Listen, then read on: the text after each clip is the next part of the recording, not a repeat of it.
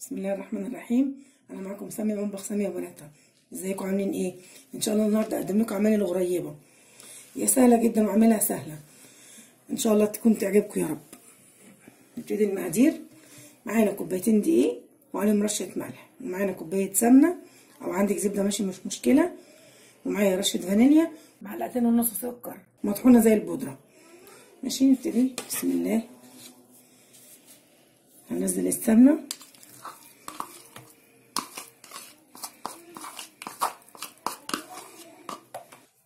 مع السكر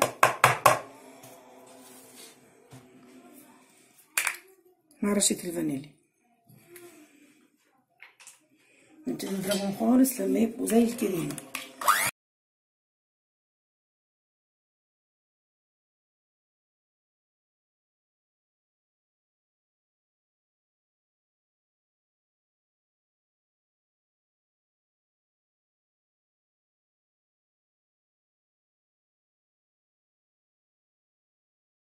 هنزل بالدقيق واحدة واحدة كده.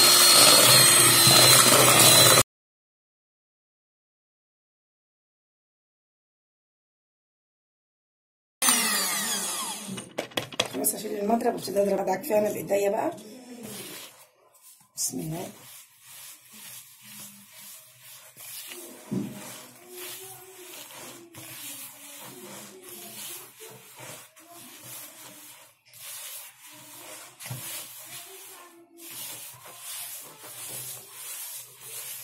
اهم حاجة ان هي تلم خالص، يعني مش بتلم، تبقى ايه، متماسكة كده، مش مفرولة زي ما هي كده. هي الدعك ده اللي هيخليها تتماسك. هي بتعوز بس كتير قوي، يعني عايزة ايه، حد يقعد يدعك فيها كتير.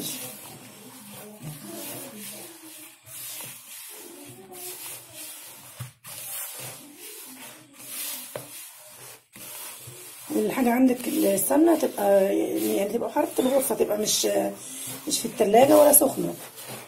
بصوا بتلم ازاي لوحدها اهي. بصوا لمت ازاي.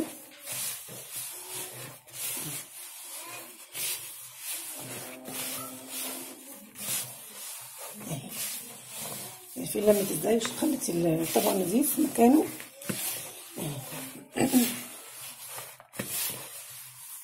انا هوريكم بقى هتتعمل ازاي. بسم الله الرحمن الرحيم. دي بقى ايه، اختياري ليكي الحجم اللي انت عايزه تعمليه. بصوا انا بدعك فيها قوي ازاي. بصوا اهي اهي، طالما هي ما شقتش منك كده، يعني ما شقتش ولا فيها اي شق، تبقى هي ناجحه. اهي هنجيب الصاج هحطها فيها اهي. انا بحبها الحجم الصغير، لازم تكبريها اكتر من كده ماشي. بس انا بدوس قوي قوي قوي قوي وارجع على الفاضي كده على فوق اهي اهي. بص انا كده بوريكم يعني المقاس بتاع اللي انا بحب اعمله. انا هخلص الكميه كلها واوريها لكم دلوقتي. لسه بعد ما انا خلصت كله اهو. انت زي ما انت عايزه بقى تشكلي زي ما انت عايزه. التشكيل ده بتاعك عايزه تعمليها طويله، عايزه تعمليها مدوره، بس انا حطيت حبه فيهم زبيب وحبه فاضيين.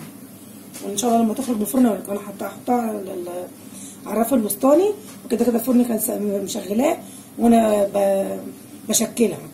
دلوقتي انا ادخلها الفرن وهدي بس الحراره عليها بتاعت الفرن، عشان هي بتحب الحراره تبقى هاديه. بعد ما خرجت من الفرن اهي، بس هي الصاج سخن نسيبها تهدى. ودي من تحت اهي اهي اهي.